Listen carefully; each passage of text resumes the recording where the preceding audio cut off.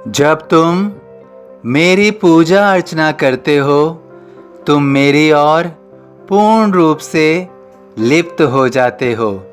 तुम मेरे साथ बहुत अधिक समय व्यतीत करते हो।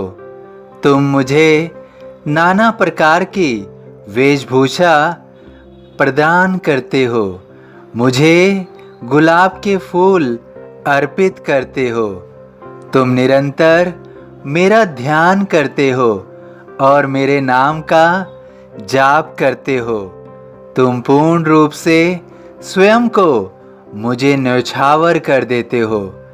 तुम्हारा यह भक्ति भाव मेरे प्रति मुझे भावुक कर देता है।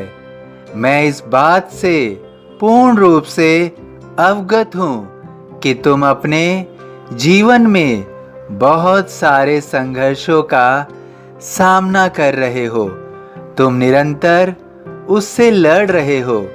तुम्हारे संघर्ष कम नहीं हो रहे हैं। तुमने फिर भी मेरे प्रति अपने मन में श्रद्धा और सबूरी का भाव कम नहीं होने दिया।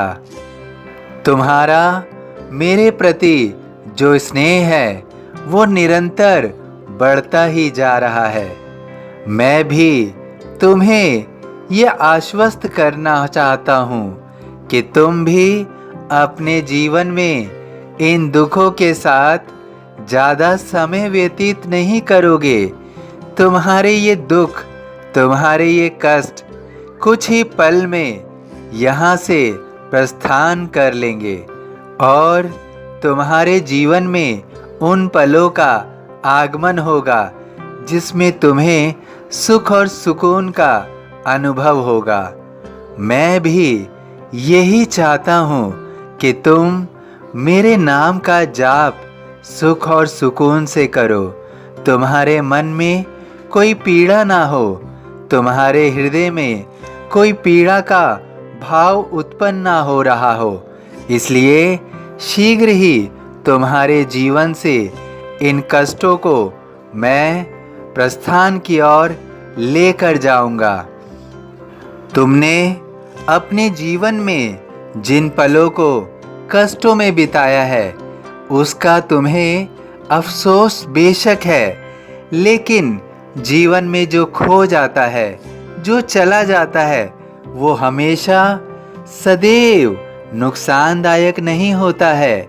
कई बार वह तुम्हें बहुत कुछ सिखा कर जाता है और कई बार तुम्हें दूसरा मौका ही महत्वपूर्ण महसूस होता है।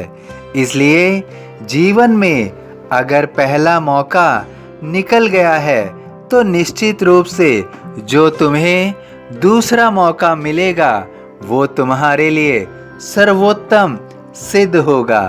तुम अपने जीवन में किसी भी चीज के जाने का अफसोस ना करो। तुम्हारे जीवन में जो आने वाला है वो बहुत सर्वोत्तम है, महत्वपूर्ण है। वो तुम्हें वो खुशियाँ प्रदान करेगा जिसकी तुमने बहुत समय से कल्पना की है। अपने मन में जिन इच्छाओं को तुमने स्थान दिया है वो सभी इच्छाएं इन दूसरे अवसर से सिद्ध होंगी, पूर्ण होंगी।